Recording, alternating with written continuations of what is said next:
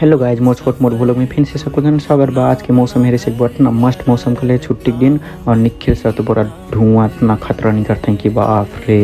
एक चीज में हम चल जी फोटो शूट में जी निखिल सर से पूछूँ गाँव लड़का फैलाटे कैसी फोटो खींचाई ना हो। और बाद निखिल सर बटे थे मैं पहले फोटो खींचे कह के तो मैं निखिल सर के फोटो खींचूँ तो वहाँ से मज़ा नहीं आया फोटो तो मैं निखिल सर से और एंगल से फोटो खींचूँ। और बाद हमारे चल दी थी रेल डंडी में फोटो खिंचाई तो हमारे रेल डंडी में फोटो वीडियो निकलते हैं लड़के और खींचूँ मैं फिर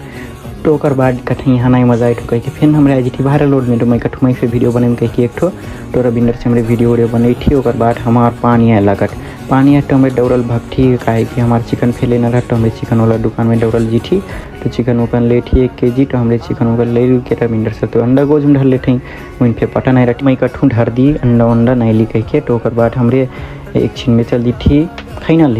ले के हमारे आए लग थी तो आज के बोलो कट नहीं रहे टाटा बाय बाय।